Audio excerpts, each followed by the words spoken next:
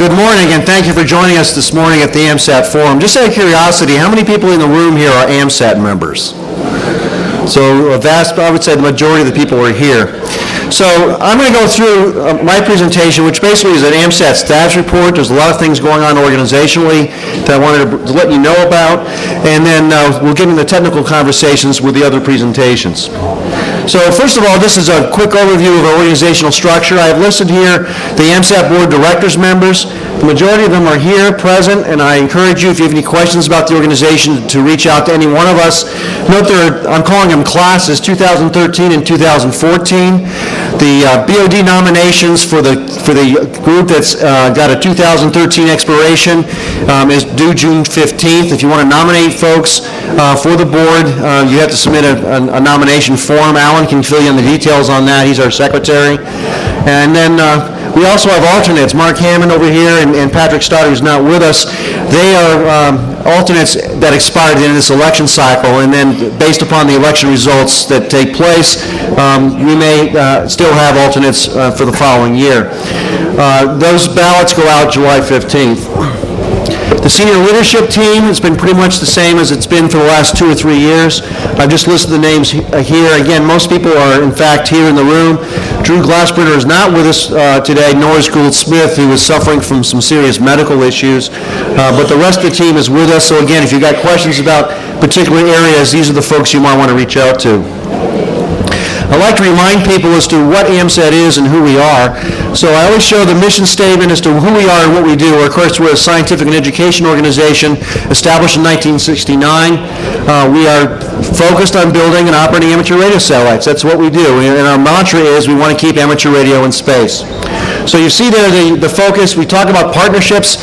We can't do this by ourselves. We do, in fact, partner with a variety of groups, organizations, and foundations. And, of course, we're also interested in technical and scientific innovation, and you will see that with the Fox 1 design that Tony will be talking about later this morning. In terms of a vision, how do we make this sort of happen?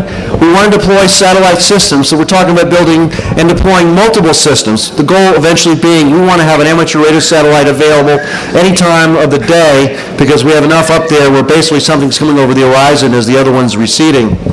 So we want to support a stream of satellites as a way to keep things going. So as I said a moment ago, if you want to summarize what we're about, we want to keep amateur radio in space, and we want to talk about how we're going to do that. From an organizational perspective for this year, I've put down what I call challenges and expectations. Some of them are in fact, issues we have to deal with, but also expectations in terms of meeting goals that fulfill the organizational's purpose. So I've listed a bunch of them here. Most of these will be covered either by myself or by one of the other presenters. And I'll go through my stuff now. I do want to mention educational partnerships just in passing. We've signed an agreement with Virginia Tech, and we have been partnering with Vanderbilt for them to put payloads on our Fox-class satellites. But we also have educational partnerships evolving in terms of K through 12 and the old mantra of STEM, science, technology, engineering, and mathematics. So we've been working very closely for the past year with the ARRL, who is also interested in putting amateur radio in the classroom, and that relationship is being managed for us by Mark Hammond, N8MH. So if you're interested in teaching and the like, he'll be presenting some information later this morning about what his job is all about and what they're trying to do. I want to talk about the regulatory environment because things are evolving, and the big thing people know about is international traffic and arms regulations and the stranglehold that is placed on us in terms of our relationships with other AMSAT organizations and working with foreign nationals.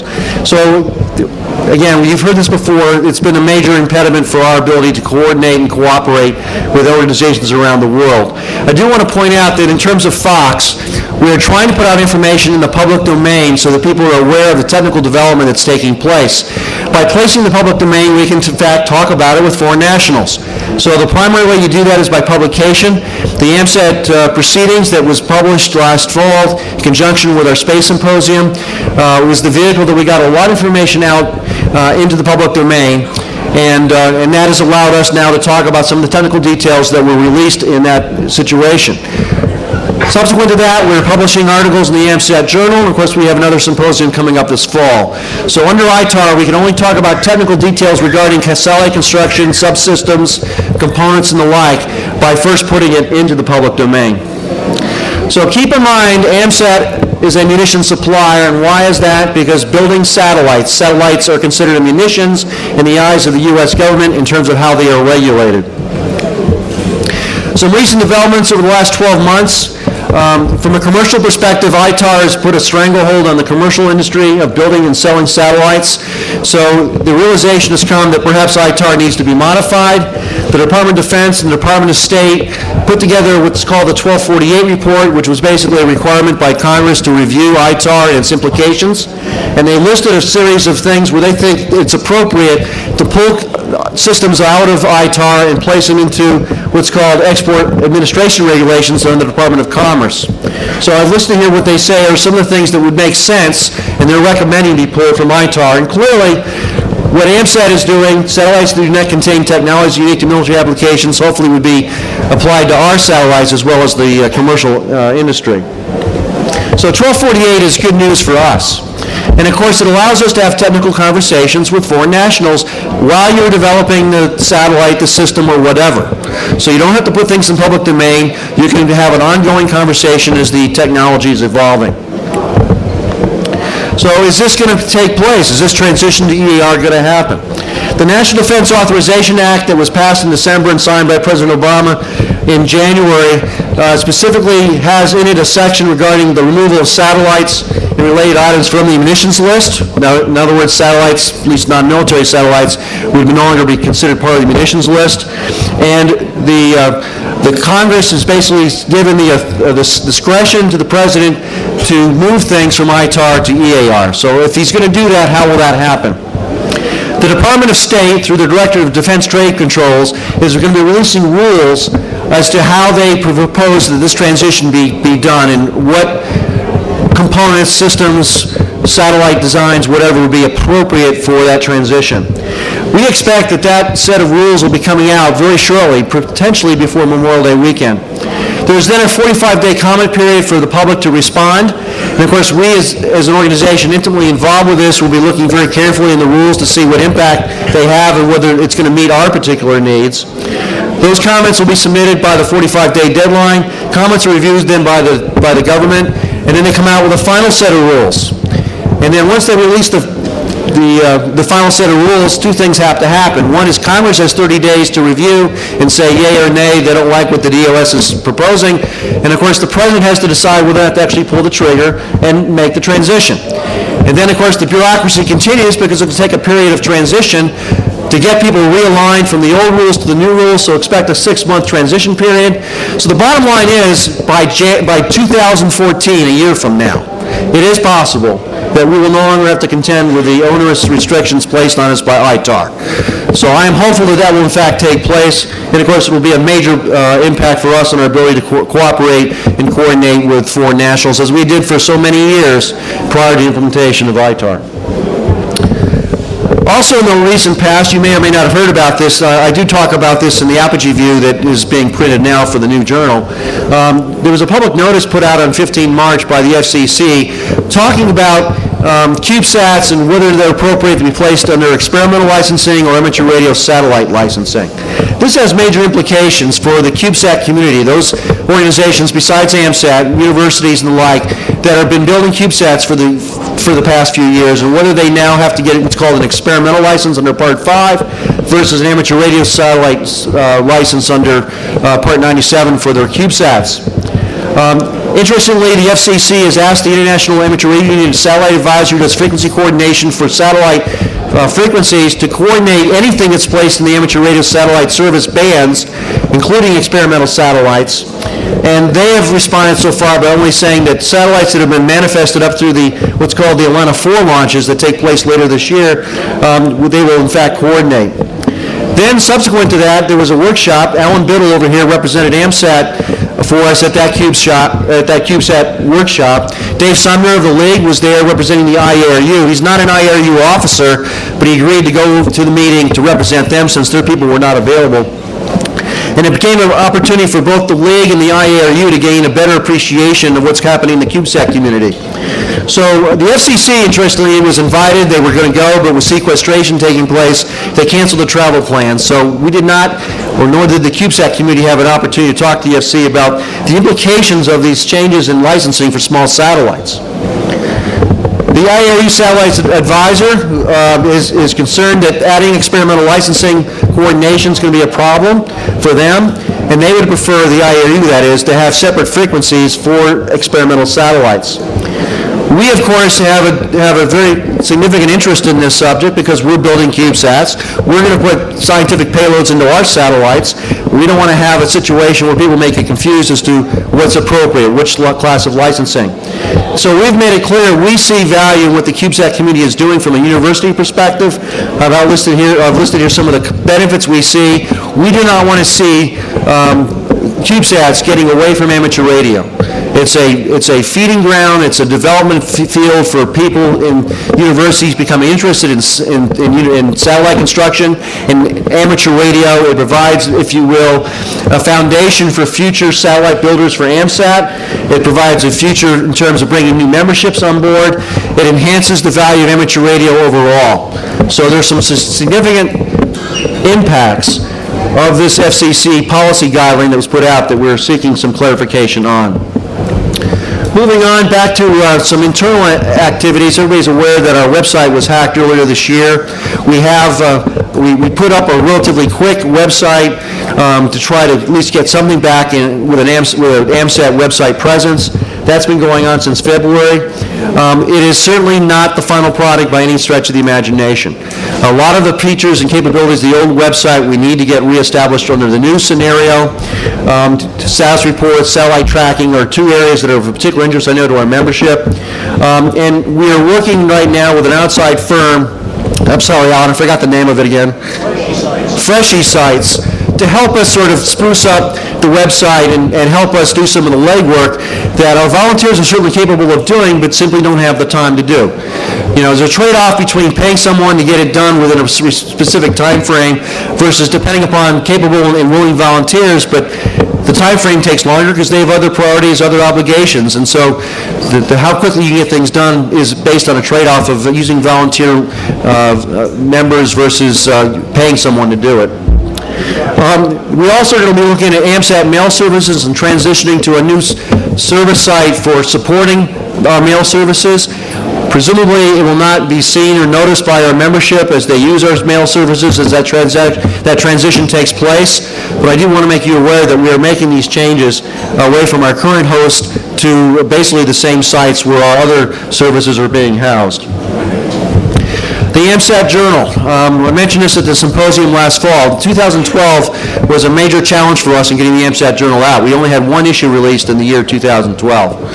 But we have been able to convince Joanne Mindpaw, who's our new AMSAT Journal editor, to take over the reins, and she has done a magnificent job getting things back on track.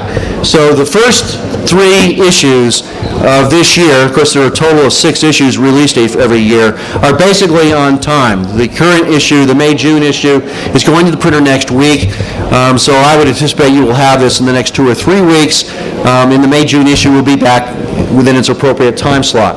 One thing I do want to note, the ability to publish is based upon material to publish. So I encourage everyone to think about what you might be able to contribute as an item for the AMSAT Journal, whether it's about your particular station, the lessons learned, whatever engineering or technology you want to share with the group. If you're involved with HamFest and representing AMSAT at HamFest, tell us about it. If you're doing demonstrations at schools or with clubs or the like, tell us about it. We need material for inclusion in the AMSAT Journal. Each one of you that's been involved with satellite operations has a story to tell, and I think many of us would love to hear those stories. So think about how you might be able to help contribute to the basket of material that Joanne can pull from to keep us going in terms of publication. Now, Joanne, as you may recall, was our former chief of the AMSAT News Service. With her transition to the AMSAT Journal, Lee McLam has taken over that position for us, and he's doing a great job. But it means we're one less editor in terms of having someone to spread the workload around to put out the A&S every week. So if we have more editors available to trade off, that means you may be able to help the current crew, instead of doing it once every other week, maybe having it do once every third week, every fourth week. And of course, that helps spread the workload around. It keeps people fresh. It doesn't overburden them. So we're looking for people to help us put the A&S together. Now, Joanne is not here, but I noticed that E. Mike McCardle is sitting right here. He's one of our editors. If you're interested in finding out what does the job entail, what does it require, please speak with E. Mike. It is not a, quote, difficult job. It does take some time. You have to have some basic writing skills. You can put sentences together, that are coherent, but basically, other than that, that's all it requires. And it just, again, dedicating a little bit of time to provide what is a world-class publication. A&S is sent out every Saturday or Saturday evening, and it receives worldwide attention. It is materials that they put out, gets repeated on bulletin boards, websites, nets, and the like around the world, and in some pretty unusual places to boot. So you make a difference, you make an impact if you're going to help us with the A&S.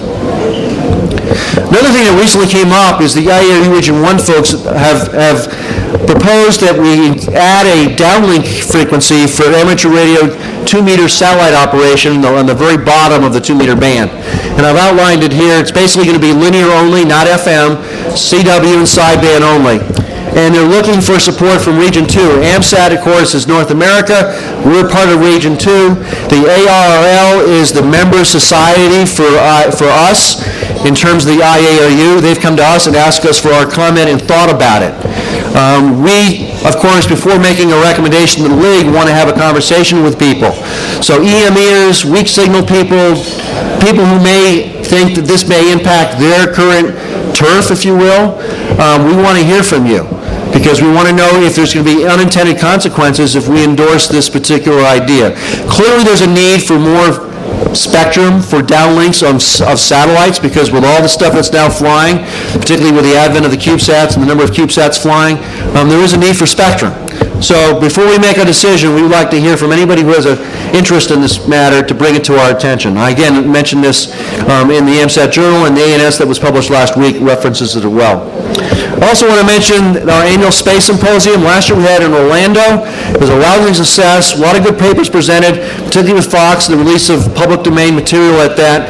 And of course, for those of you who were AMSAT members in 2012, you got the DVD earlier this year that had all the material from that symposium, plus all the previous symposiums that we had electronically. So you've got a treasure trove of material from the AMSAT symposiums of the past year, as well as prior years. So hopefully by reviewing that material, we'll give you an idea of what the symposium is all about. Please consider joining us in Houston the first weekend in November. I think you'll find it very rewarding in terms of understanding what's going on in the world of amateur radio satellites. We will be in Houston. No plans have been set yet as far as potential tours or things to do outside of the symposium itself. Those are being developed, but Houston's a great place to be if you're interested in space and communications. The IARU Satellite Advisor will have his meeting. He alternates it yearly between us and the AMSAT UK Colloquium, and it's our turn this year, so Hans will be with us from that perspective. I want to wrap things up by talking about the organizational impact overall, and particularly in terms of membership trends. December 2012 was about the same as in 2010. We took a dip in 2011, but these numbers are significantly below the heyday of AMSAT membership when we had the Phase 3 satellites going along. I mention this because our long-term viability is based upon membership, and we were concerned about why is it that memberships are not taking off, if you will, either in terms of renewals or in perhaps bringing new people on board. So I don't know if it's the economy or the aging amateur population or the relative lack of satellites, and whether or not that has had an impact upon people's willingness to join the organization. Certainly with FunQ being launched later this year and with Fox being launched, we'll talk about that. We hope that having more assets in orbit will in fact bring greater interest to the organization. Certainly the AMSAT Journal debacle last year, not getting 6 issues out, may have had a negative impact as well. That, of course, has been resolved. So it's our income from memberships that pays the bills. It pays the ongoing concern, whether it's Martha's salary, paying the rent for the office that we have, paying for the publications that are being published, and the like. It's the membership dues that provides us with the operating funds to keep the organization going. It is not, those funds are not used to support our actual satellite construction programs. We have separate campaigns for those funds because the AMSAT dues simply do not provide enough spread to allow us to cover both. So as I said, membership is critical to sustaining our organization down the road. So note the last bullet point, AMSAT members are encouraged to recruit others to join the AMSAT. It is the word of mouth, personal relationship that brings people to an organization. If you belong to AMSAT, please talk it up with your neighbors, with your friends, with your ham radio buddies, and if they're interested in satellites, encourage them to join the organization. Their membership dues directly benefits us economically, but of course it benefits them from being a part of this organization and what we provide. So what can we do as AMSAT members in general? The first item I have is to help rebuild the base. But we can also do other things. Recognize the project we do are multi-year. Your dues do not cover simply our ability to provide satellites in orbit. We have to have extra funding to support that. We want people to use the existing satellites. Yeah, they've dwindled in count over the last couple of years, but they're still operational. It's not like we have nothing available right now. And of course, we're doing demos outside through Keith Pugh and Roger Lay and all. They're showing what you can do with today's satellite technology. So it's still there. Please use it and encourage others to become aware of the fact that, yes, amateur radio is still in orbit. As I noted earlier, write articles for the AMSAT Journal and volunteer your time and talent to the organization. Find an area that you have an interest in that you think can help the organization and help us to achieve that goal that you think we ought to accomplish. We're an equal opportunity exploiter. We do not, we do not expect the leadership team to do everything. We're dependent upon members spreading the workload around, taking the initiative, helping us to accomplish and make this a better organization.